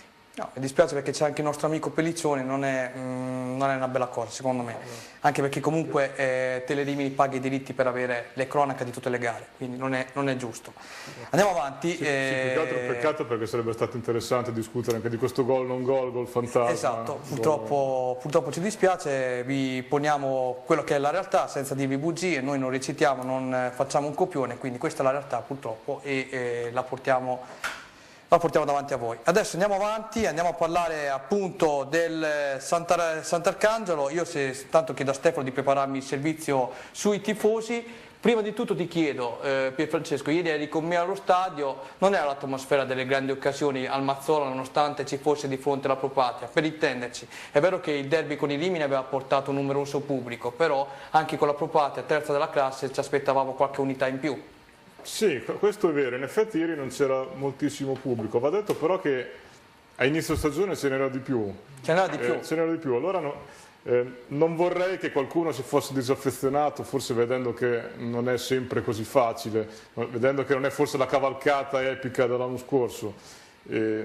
Allora da questo punto di vista, nonostante quello che dicevo prima, c'è la difficoltà che ha questa squadra, vorrei comunque invitare, ecco, se era questo anche che volevi suggerirmi di fare, così sì, a seguire con calore questa squadra, perché veramente lo merita la squadra, lo merita la società, che è molto seria, molto significativa in questa categoria. Ma secondo me, come ricorda anche sempre Luca, piccole realtà come possono essere Bellaria, Sant'Arcangelo fanno sempre piacere vederle nel calcio delle grandi, no? Questo è un girone dove c'è il Monza, il Rimini, il Venezia, piazze storiche, comunque anche qualcuno che ha fatto la Serie A, insomma sarebbe bello anche vedere che attorno a un paese si restringesse più pubblico, tutto qui. Direi che per una realtà come Sant'Arcangelo anche un campionato come questo è decisamente storico. È storico, è il secondo anno tra i professionisti, bisogna sperare insomma che la squadra, glielo auguriamo, si possa salvare. Se Stefano è pronto dalla regia, io lancerei il servizio simpatico sui commenti, un po' come l'ultima volta, ci sono dei commenti professionali e dei commenti meno professionali, però è un servizio tutto da gustare. Linea alla regia.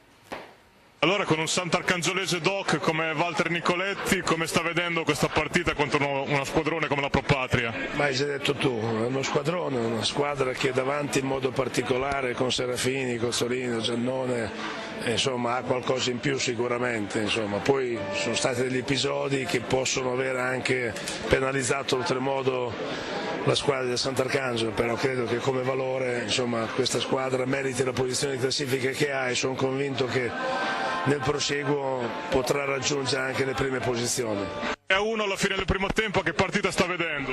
Sto vedendo una bella partita, anche se mi sembra un po' il risultato che penalizza troppo il Sant'Arcangelo, perché l'ultimo gol gliel'abbiamo regalato.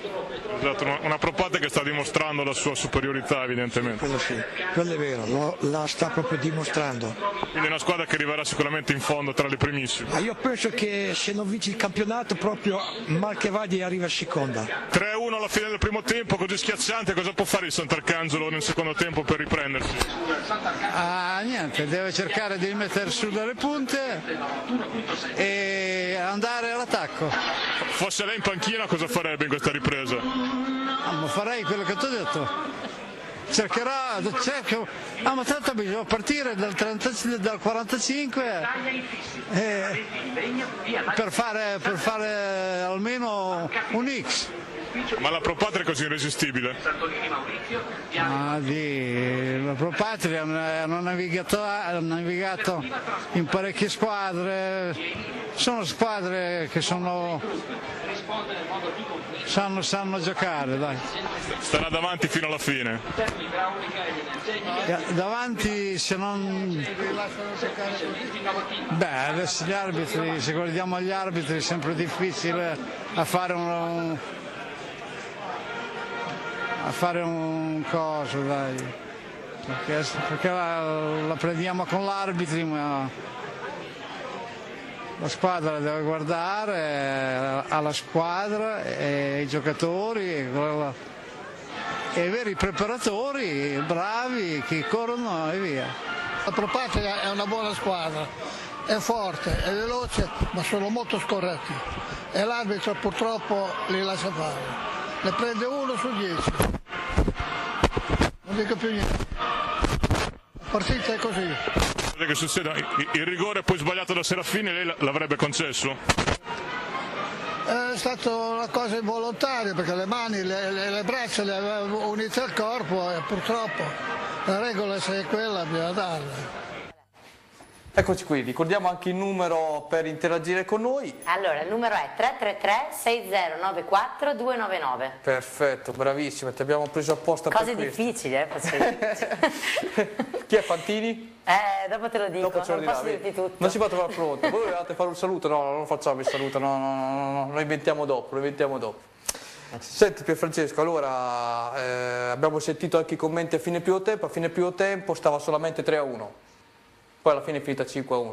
5-1, un secondo tempo in cui la Pro Patria ha dimostrato ancora di più di essere una realtà notevolissima sotto ogni punto di vista, l'abbiamo detto più volte questa sera, proprio anche da un punto di vista dello spettacolo, della capacità di saper giocare, sapere divertire. Una squadra che ha intanto in avanti 3 giocatori fenomenali, come ricordavamo anche già prima, cioè Giannone che supporta Serafini e Cozzolino, e quindi già loro 3 da soli danno spettacolo, quasi come facevano i 3 tenori di un tempo, insomma, tanto per entrare in campo lirico. Ma oltre a questo, ecco, una squadra che poi Firicano ha saputo orchestrare nella maniera migliore. Lo notavo, lo dicevo, che questa è una squadra che funziona da ogni punto di vista, sa tramare, sa organizzare gioco, sa divertire, insomma sa dare spettacolo, sa pungere, segnare e nello stesso tempo divertendo. Qualcuno continua a chiedersi se si possa solo vincere o se si possa anche allo stesso tempo divertire. Ecco, questa è la dimostrazione che si può vincere e divertire. Al momento loro sono indietro di 3 punti rispetto al Savona, ma credo che tra non molto li vedremo davanti. Mentre chiedo a Stefano di prepararmi il video per l'appunto tra Sant'Arcangelo e Propatia, volevo chiedere a Luca Propatia, che sta proseguendo sulla scia dello scorso anno nella seconda parte di campionato, terza della graduatoria, insomma ti aspettavi una squadra già rispetto all'anno scorso con meno problemi, però già terza in questo momento della stagione? Sì, la Propatria è una delle candidate per vincere il campionato, quindi mi aspettavo un avvio del genere. Magari non ci si aspettava il debutto così di alto livello del Castiglione, piuttosto, però della Propatria sicuramente. C'è da dire appunto, mi ricollego a quello che mi stavi chiedendo tu, che mi stavi dicendo tu, l'anno scorso la Propatria ha avuto una penalizzazione pesantissima a inizio campionato, nonostante questo ha sfiorato i playoff, ha fatto una stagione super, incanalando una serie di risultati utili micidiali, e quest'anno si sta, appunto, meno problemi, si sta confermando anche più tranquillità. Io penso che la Propatria sia, cioè, non vincere il campionato direttamente, sicuramente tra i playoff. La Propatria è una di quelle che vincerà il campionato, secondo me. Cioè che sa che conquisterà la promozione. Ma non solo, ricordiamo che l'anno scorso la Propatria aveva in fondo messo insieme i punti per vincere il campionato, poi la penalizzazione non gliel'ha concesso. Un meno 11 aveva di penalizzazione, quindi è stata una grande rincorsa quella della Propatria. Allo stesso modo faceva punti e divertiva, era una delle migliori squadre, con Giannone che già faceva vedere quello che sa fare. Esatto. Questa sera, senza la possibilità di potermi muovere, perché mi hanno dato questo palo della luce, mi sembra un po' il prete che detta la messa in chiesa. Non so se avete fatto mai presente, la benedizione ve la do a tutti. Benedico anche te che Dio ti ha fatto così, grazie a Dio che ha creato le tope. Allora, se Stefano è pronto, andiamo a vedere il servizio della partita fatto da Pierfrancesco Grossi, non vi addormentate e poi ritorniamo qui. La Penta Edilizia di La Penta, Wilmer e Loris si occupa di opere edili, intonaci, premiscelati, vendita e materiali per edilizia, vendita e noleggio attrezzature. Ci trovi in via Sant'Arcangiolese 4133 a Poggio Berni. Siamo aperti da lunedì al venerdì dalle 7 alle 12 e dalle 13:30 alle 19 e il sabato mattina dalle 7 alle 12. Infoline www.lapentaedilizia.it. La Patriot Press è solo quella del Macbeth, la banda di Firicano altro che al tappeto, è lei che ci mette gli altri, in appena 2 riprese, tanto da lasciare l'avversario steso e stordito per inferiorità tecnica. Settimo acuto, seconda cinquina di fila dopo il Mantova, a 3 passi appena dal Savona capolista. L'anno scorso stravinsero i punti i Bustocchi, chissà che questa volta non trionfino per davvero, se nel calcio vince davvero chi gioca meglio. Il coro orchestrato dal tecnico Scagliari e dei più intensi verdiani, e per giallo-blu notte, per la prima volta al Mazzola, e la nebbiolina di novembre, non c'entra nulla. La classe è sublime, eccolo subito Giannone, il suo sinistro su punizione, Nardi non ci può arrivare, è l'immediato vantaggio per la Propatria, il giovane trequartista ad abbracciare la panchina, il tecnico Aldo Firicano.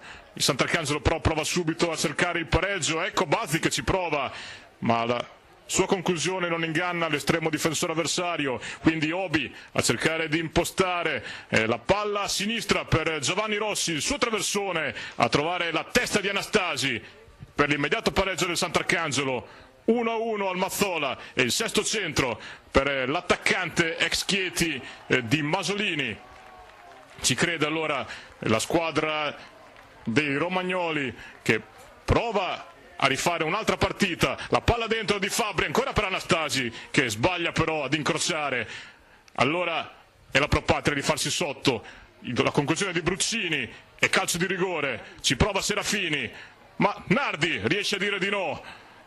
Brivido per la Pro Patria che però si rifà immediatamente, eccolo Serafini ad entrare nel burro e ad infilare il 2-1 su cui nulla può Nardi. Ancora la Pro Patria che si fa irresistibile, ecco Giannone che non ci arriva di un nulla e sparacchia fuori, ma è solo Pro Patria a questo punto. Eccolo ancora Serafini che inganna Nardi. Quindi la conclusione di Bazzi nella ripresa, ma sempre la Pro Patria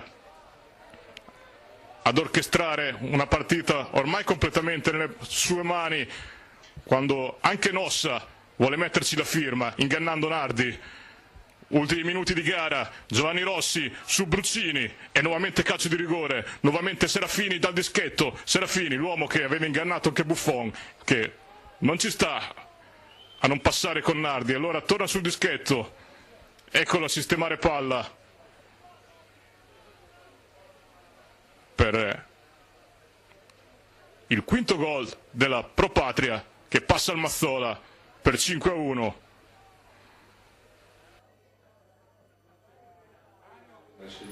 Ecco qui, siamo rientrati in studio, il servizio era di Pierfrancesco Grossi, so che sono arrivati degli SMS, se li vuoi leggere. Allora, è arrivato un messaggio da Fabio di Rimini che dice: aiuto, mi manca Bar Sport, scherzo, siete forti. Ecco, ci vuole bene Fabio, ci vuole bene, sì, prima andava in onda un altro programma qui. E l'altro messaggio? Non c'è nessun messaggio, vi volevo ricordare la replica domani della trasmissione alle ore 16. Non è vero che non c'è nessun messaggio, ha scritto in verità, vedi, dopo mi fai fare brutte figure a me, ma ha scritto in verità un ragazzo che ha apprezzato la nostra Linda, però Linda è incedibile, non è sul mercato, quindi è come Sharawi per il Milan, anzi l'ho detta grossa, il Milan cede anche il Sharawi, non vi preoccupate. A parte solo quello, il Milan, quindi non può.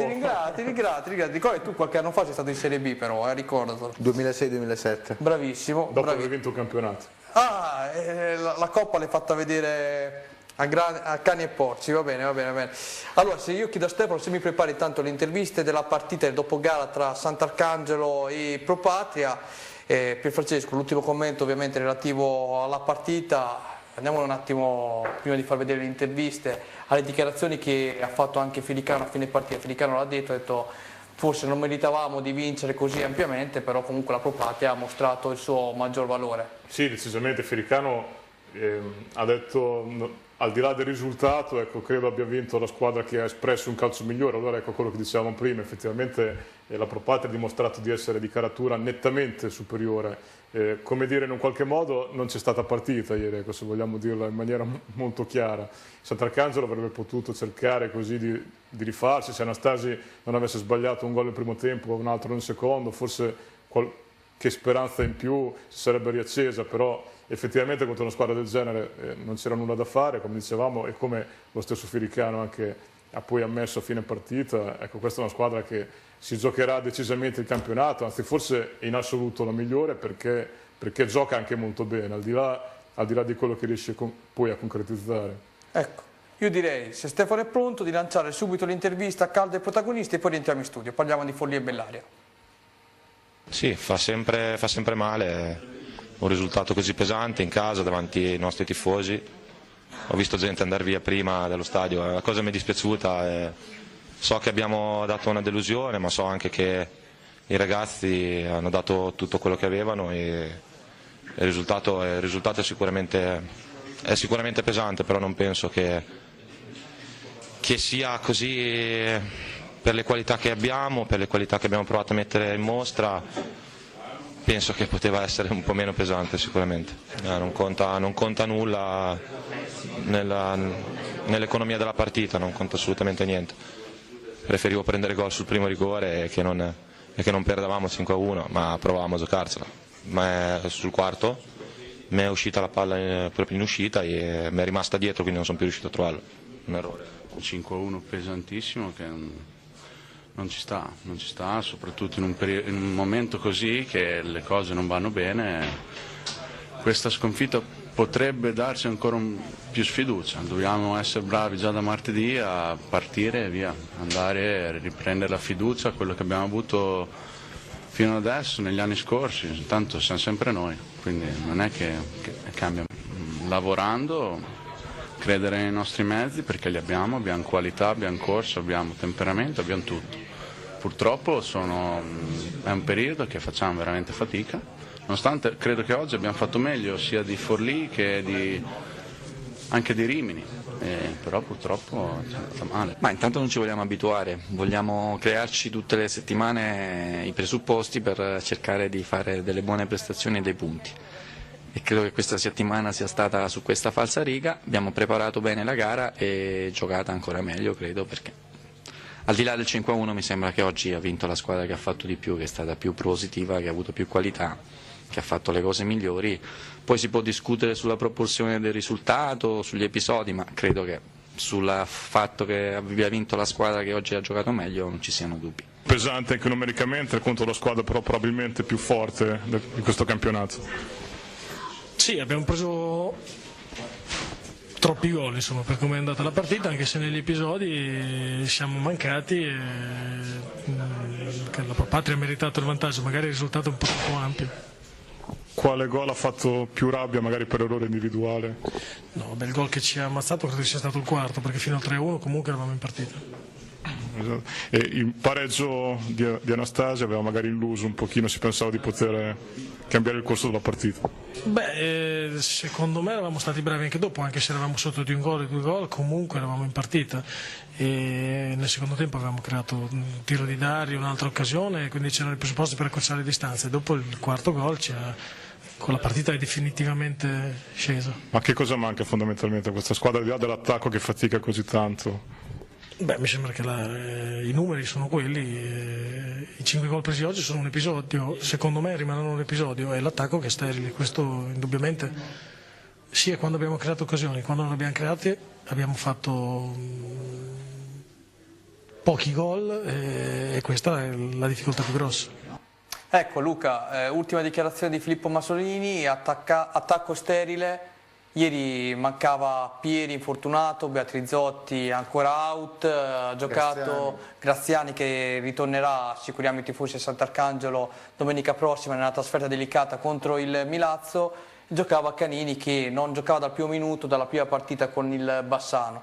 Quindi lo stesso mister, sentire certe dichiarazioni quando il mister ti dice è vero, avete ragione, i numeri come vedete tutti dicono questo, siamo sterili in attacco, insomma. Sentissero dire anche dal mister, non so, te la butto lì, può essere anche una mancanza di fiducia nei propri uomini, te la butto lì, non per creare polemica, però per fare un'analisi giusta, a mio modo di vedere. Una battuta, ormai ci ha perso le speranze anche lui, no? Ecco. Scherzo. Ecco. No, beh, sicuramente il fatto che lo riconosca è apprezzabile perché comunque è la verità.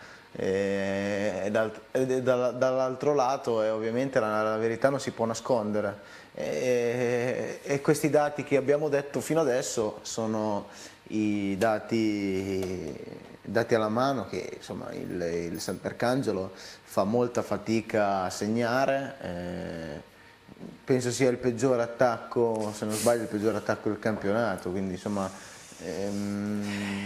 abbiamo detto in precedenza che l'unico punto di riferimento al momento, visto che Graziani è infortunato, è Anastasi, che ha fatto 6 gol ed è una considerazione direi sacrosanta perché di fatto è così, però lo stesso Anastasi è secondo me un giocatore molto discontinuo, non riesce a non riesce a avere tre occasioni, 3 gol, ovviamente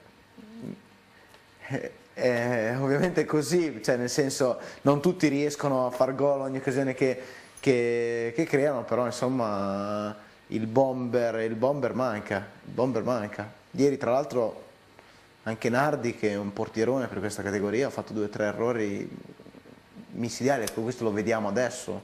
Una papera così a Nardi io non l'ho mai vista fare, al massimo ne avrà fatta un'altra in tutta la carriera. E dopo è chiaro che in una partita dove ti trovi contro la squadra più forte del campionato, una delle più forti, fai questi errori pesanti. Anche Benedetti in occasione del gol ha fatto un errore che è davvero clamoroso in uno di 5 gol. E dopo le paghi, le paghi. È vero che Nardi ha parato il rigore, gliel'ha tirata addosso, però cioè, se la squadra oltre a non far gol fa anche determinati errori anche abbastanza evidenti, dopo le paghi. Non ci puoi fare più niente. Sì, peraltro Benedetti non ha commesso solo quell'errore in occasione del gol di Cozzolino, è stato in moltissima difficoltà per tutta la partita. Anche Nardi, che poi ha ammesso di aver perso questa palla così sul gol di Nossa, sì, proprio una tua non è da intervista. lui. Abbiamo ascoltato proprio una tua intervista. Come non è da lui non arrivarci così sulla posizione di Giannone. Insomma, Giannone è un fuoriclasse, l'abbiamo detto,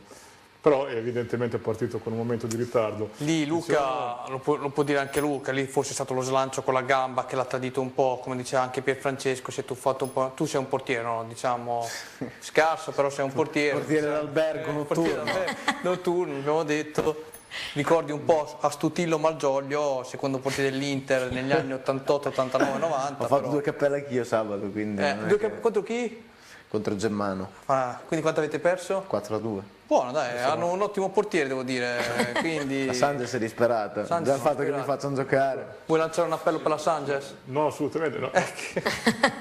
Siamo penultimi, siamo diventati. Buono, stanotte non dormiremo per la Sanchez dopo questa notizia. Viene in mente un'altra battuta di quello storico film che hai citato tu la volta scorsa. Olonzo Canà.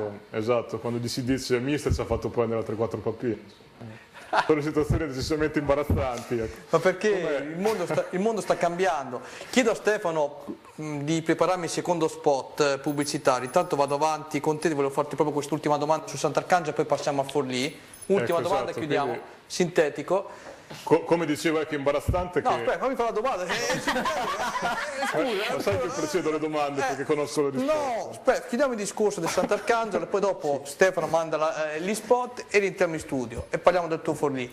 Però, ieri Nardi ha fatto tanti errori, tutti quanti l'hanno detto che ha fatto 2 o 3 errori durante questa partita, però un merito glielo vogliamo dare anche sul rigore parato a Serafini, oppure è stato più un merito di Nardi o Serafini che l'ha tirato centralmente, quindi ha sbagliato lui? No, io direi che è stato Serafini a sbagliare, a calciare male, poi infatti si è voluto rifare nel finale indovinando invece l'angolo. Indipendentemente da questo, sicuramente per Nardi sul momento è stato molto importante intercettare un rigore, poi a un attaccante così importante che, come ricordavi anche tu, abbiamo ricordato prima, aveva segnato qualche tempo fa addirittura Buffon, insomma un attaccante di grandissima levatura. Punto. Il problema vero, se mi permetti quest'ultima osservazione, è che ieri si sono notate appunto pecche individuali, l'abbiamo detto, persino Nardi ha sbagliato, Benedetti è stato, se mi permettete, imbarazzante in alcune circostanze. Partita da dimenticare. Partita da dimenticare sotto ogni punto di vista, ma il problema vero resta l'altro di cui diciamo sempre, è imbarazzante vedere una squadra che ha il peggior attacco, che è l'unica a non essere ancora arrivata in doppia cifra. Vorrei ricordare che la stagione passata, a questo punto del campionato, il Sant'Arcangelo aveva all'attivo 19 gol, insomma direi più della metà, ecco, da questo punto di vista è abbastanza imbarazzante. Più della metà. Chiedo a Stefano di mandare in onda il secondo spot pubblicitario e poi rientriamo in studio e andiamo a vederci in Forlì.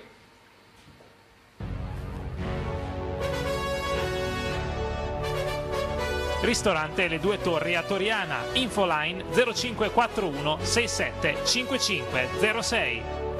A peso d'oro ci trovi nei nostri negozi di Rimini, Riccione, Bellaria, Sant'Arcangelo e Pesaro. Mondo Pizza Fabbri, zona industriale di Talamello, info 0541 92 62 95. Bellissima parrucchieri ed estetica unisex, via Ada Negri 79 Rimini. Metalmeccanica Marecchiese, vendita e assistenza macchine da giardinaggio, ci trovi a Santa Maria di Maiolo.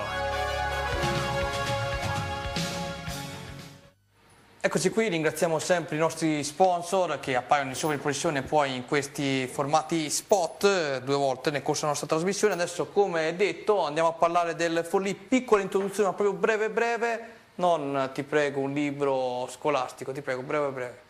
Fammi fioretto, dai. Sul Forlì mi Sul Forlì. Monza 3, Forlì 0. Pronto, connesso al pianeta Terra. Come accennavamo anche prima, che in qualche modo sorprende, perché probabilmente anche ieri ci saremmo attesi una sorta di riscatto da parte della squadra di Bardi, che invece, come già accennavamo anche prima, non riesce a tirarsi fuori ed è pericoloso, appunto perché quando non si riesce mai a venirne fuori poi si fa sempre più complicata. Ci auguriamo per i Galletti che un 3-0 non sia pesante, oltre che numericamente, anche proprio da un punto di vista psicologico, e che queste espulsioni non debbano diventare un'abitudine.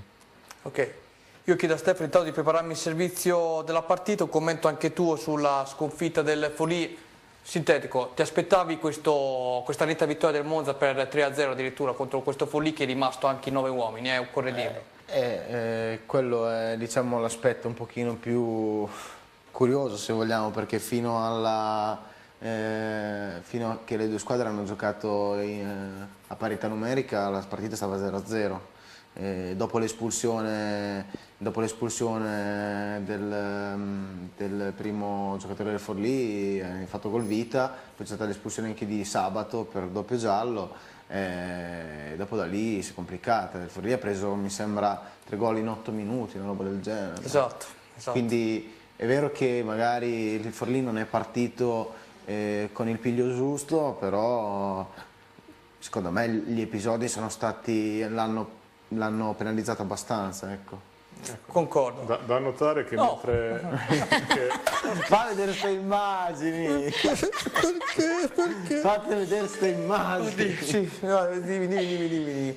No, parla, perché no, tu hai il diritto di parola, lo sai. Io intanto gioco a carte con lei. Scopa, ho fatto scopa. Vai pure, no, tu parla.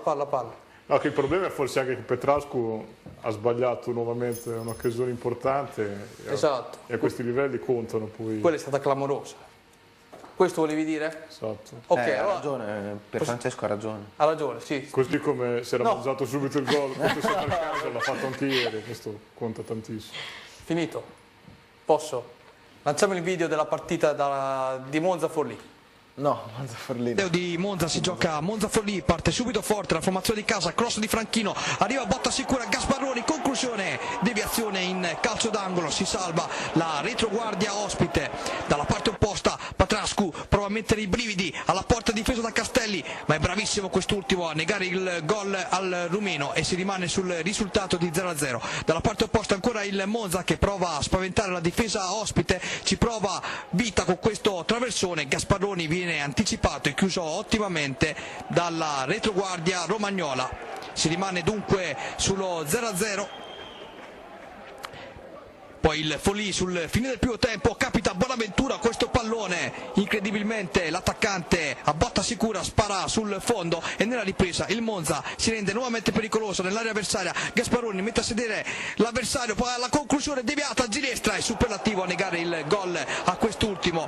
Ancora una volta Ginestra, dopo l'intervento prodigioso di una settimana fa nel derby con il Sant'Arcangelo, è bravissimo anche in questo caso a negare il gol all'avversario. È sempre il Monza a farsi vedere dalla parte del portiere ospite, Ginestra qui blocca il pallone senza problemi, il Forlì perde palla malamente a centrocampo, si invola Gasparroni, viene atterrato da Martini, secondo il direttore di gara si tratta di espulsione, quindi Forlì rimane in 10 uomini, espulso il centrocampista Martini, rimane a terra Gasparroni, soccorso dai dottori del Monza.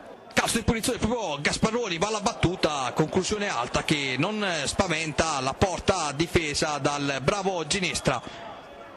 Monza alla mezz'ora si rende nuovamente pericoloso, questa volta c'è il cross a cercare Vita che sotto misura fa 1-0, vantaggio meritato per la formazione di casa, l'esultanza di Vita. 1-0 Monza, sentite in sottofondo i tifosi locali che festeggiano appunto la rete del centrocampista in maglia biancorossa.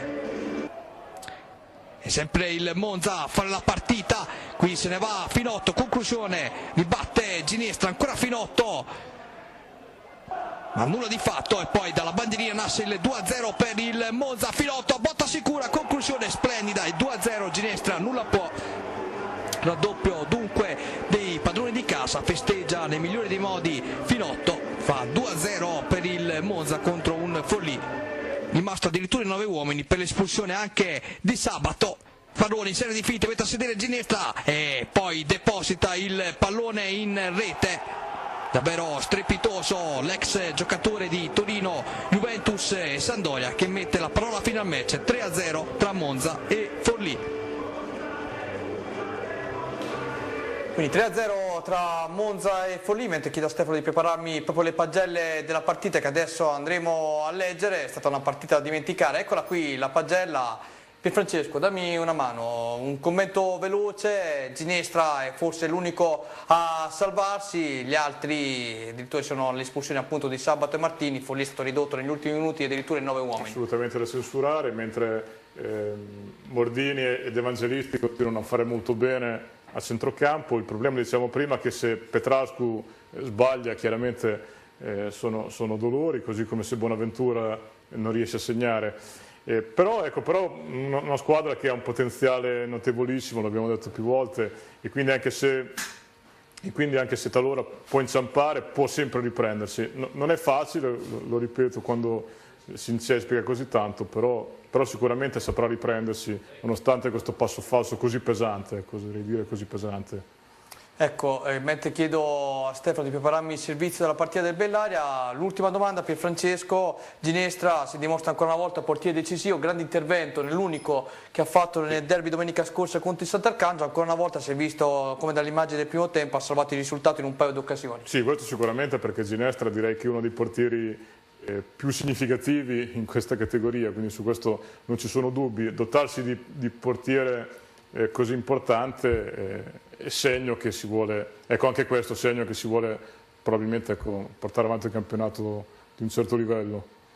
Prima di andare avanti ricordiamo il risultato di Torino-Roma. 0-0. Ecco, si sta giocando Torino-Roma, 0-0 il risultato. Noi adesso andiamo a parlare di Bellaria, andiamo a vederci proprio il servizio relativo al pareggio spettacolare tra Venezia e Bellaria, terminato con il risultato di 4-4. Partita incredibile al Penzo, in avvio è Godias a colpire in pieno il legno su corner di Lauria.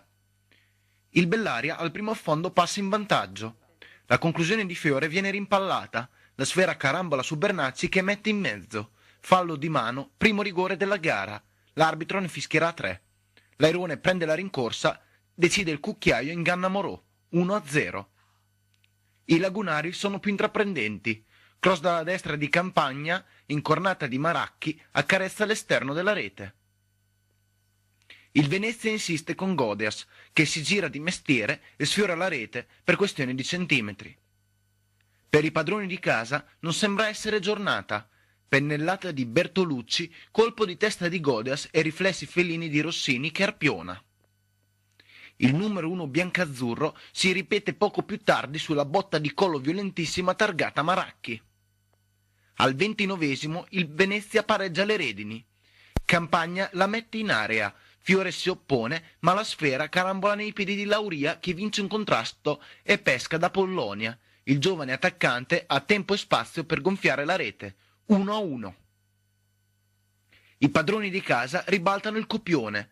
Princivalli dalla sinistra serve al bacio Lauria, che di testa infila dove Rossini non può arrivare, 2-1 per il Venezia. Il Bellaria ha un cuore grande e al 43esimo pareggia. Rossetti dalla destra confeziona un assist perfetto per il Leone di Dakar, bravo e cinico a sfruttare l'uscita errata di Morò e a incocciare per il 2-2. Nella ripresa ancora avanti il Venezia. Mette in mezzo, Fall allontana così come Fiore che si va in rovesciata, cross del solito Princivalli, sponda di tacco di Godias e sinistro velenoso di D'Apollonia, incredibile, 3-2. 3 minuti e il Bellaria pareggia, pasticcio tra Scardola e Morò, Fall e Rapace e a porta vuota deposita per il momentaneo 3-3. Sesto gol stagionale per l'attaccante senegalese, seconda doppietta di fila e terza complessiva. I romagnoli cercano il colpaccio, Bernacci assiste Fall, collo di prima intenzione a fil di palo, brividi per la porta difesa da Morò. Al 60esimo i lagunari tornano in vantaggio. Bertolucci manda in profondità da Pollonia, ma Carrone lo butta giù, rigore. Sul dischetto va da Pollonia, Rossini intuisce e tocca la sfera che però si insacca per il 4-3. Il Bellaria non molla e al 67esimo pareggia. Tattini dalla sinistra mette in mezzo, ennesimo fallo di mano ed ennesimo rigore. L'airone di nuovo dal dischetto, ancora col cucchiaio rischiosissimo. Morò a bocca e i biancazzurri fanno 4-4.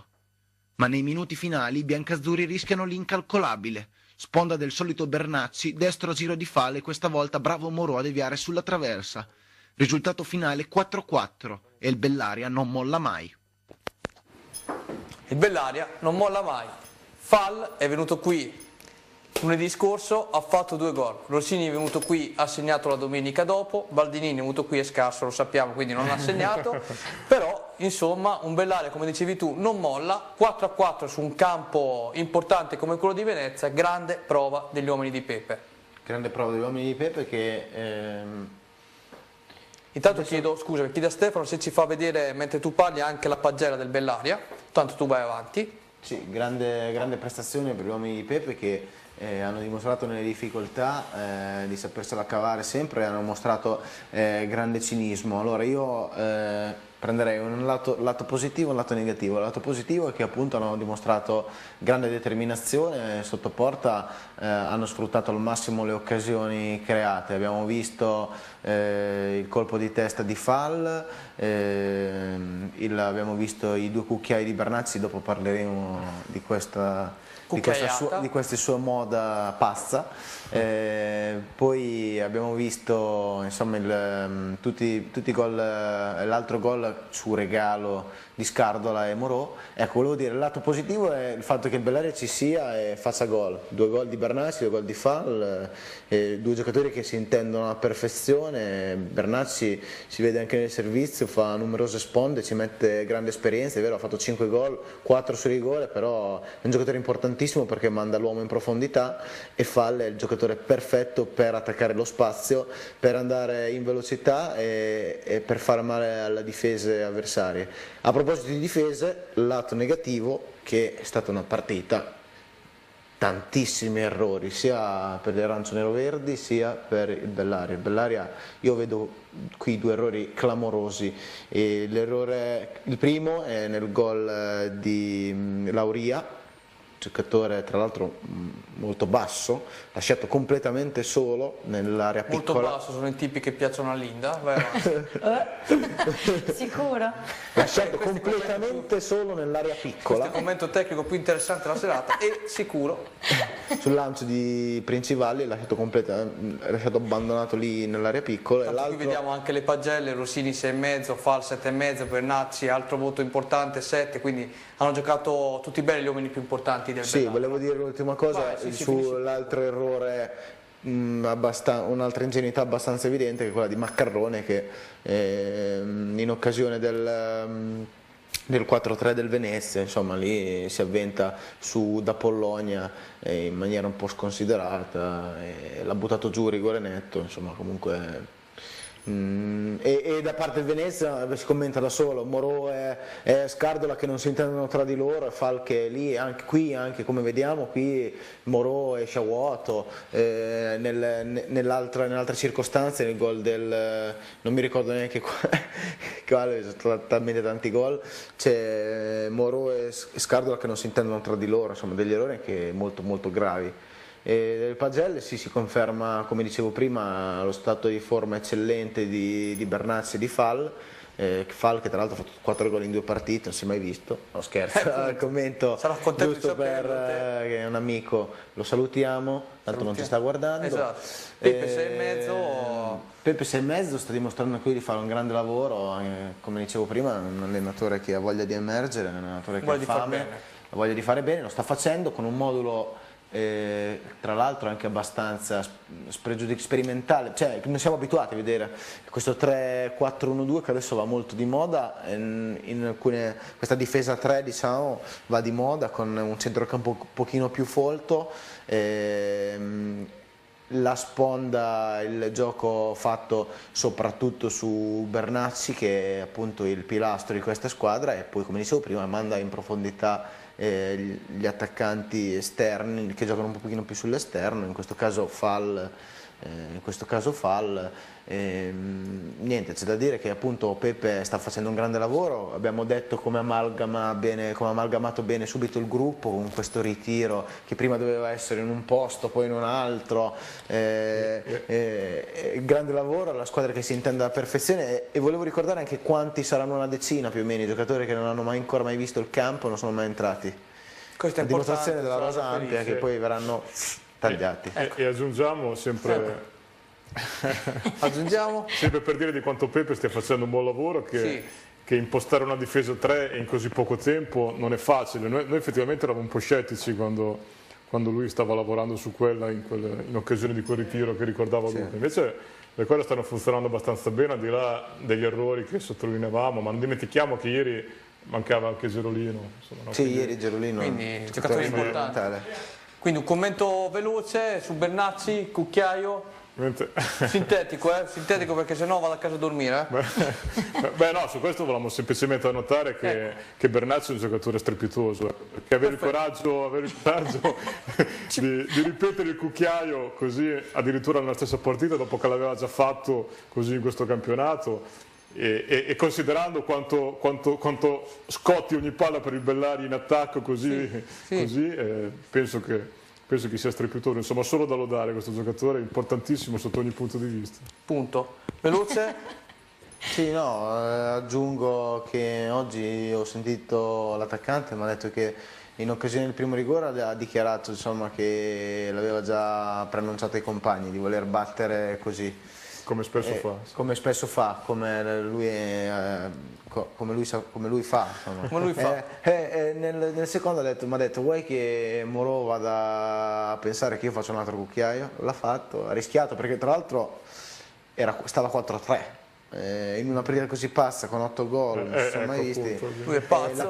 La palla scottava parecchio, lui ha giocato in Serie A, ha giocato dappertutto, tra l'altro Bellaria domenica prossima gioca col Mantova, la sua ex squadra. Quindi sarà felice di sapere. Vogliamo dire che appunto la grandezza è anche questa, insomma, nel calcio. Grandezza anche questa. Allora adesso chiudiamo la puntata parlando, commento veloce perché abbiamo pochissimi minuti, sul tuo San Marino. Punto veloce, proprio 1 minuto e mezzo. Sì, 1 minuto e mezzo per ricordare, già lo accennavamo un po' prima, che finalmente questa squadra si sta ritrovando dopo un avvio che pareva difficilissimo, l'abbiamo detto più volte, quei pochi punti che avevano portato anche quelli, non solo quelli, all'esonero di Petrone. Invece poi in queste ultime settimane le cose stanno tornando a funzionare. Acori ha centrato 4 vittorie e in particolare 3 di fila, queste ultime 3 contro Treviso, Reggiana, addirittura spettacolare il 4-0 di lunedì sera, e ieri a Cuneo. Ora la squadra è a ridosso delle prime, addirittura dalla semplice salvezza si può sognare qualcosa di più, ovvero giocarsela ai playoff, e quindi direi molto positivo, anche perché le cose stanno funzionando da ogni punto di vista, sia perché accennavamo anche prima di come Vivan sia un portiere di cui fidarsi, sia perché la difesa regge nonostante la prolungata assenza di Fogacci, che tornerà presto comunque, sia perché il centrocampo funziona con Lunardini che è un metronomo affidabilissimo, e Pacciardi che si sta dimostrando strepitoso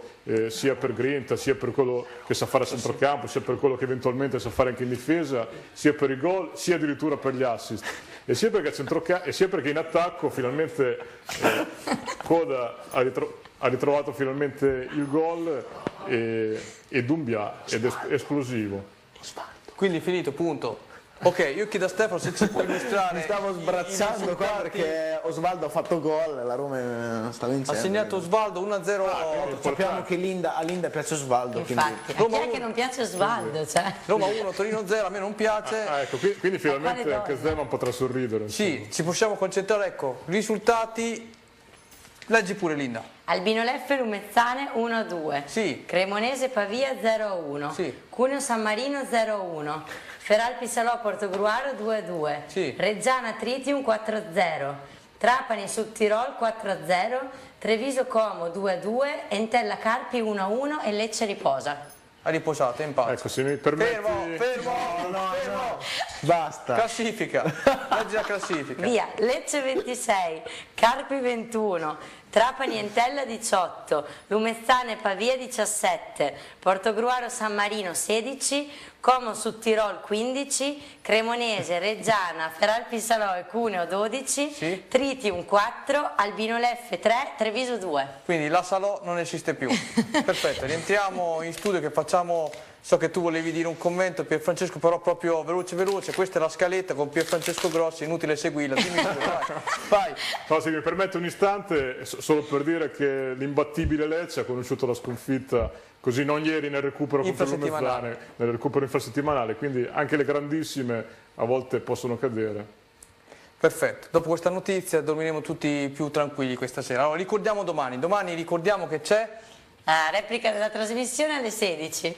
Alle 16 su Canale 86, quindi per l'appunto su Rete 8 VGA Telerimini. Questa sera, dico la verità, qualcuno si aspettava una puntata più bella, più pimpante, più sorridente come le altre puntate. Abbiamo voluto dimostrare, abbiamo finora raccolto tantissimi elogi ma anche qualche critica costruttiva, abbiamo voluto dimostrare questa sera facendo una puntata più seria che sappiamo essere anche professionali, sappiamo di calcio e siamo anche calciofoni. Però questa sera abbiamo constatato che in effetti siamo come tante trasmissioni che esistono, quindi siamo anche abbastanza noiosi in questo caso. Dalla prossima puntata ritorniamo ad essere i soliti che siamo, ovvero pazzerelli, quindi consentiteci di avervi dimostrato di essere anche professionali. Noi ricordiamo che lunedì prossimo andiamo in onda a che ora? Alle 20:30. E quindi andiamo a ringraziare i nostri ospiti. Grazie. I nostri ospiti, opinionisti. Esatto.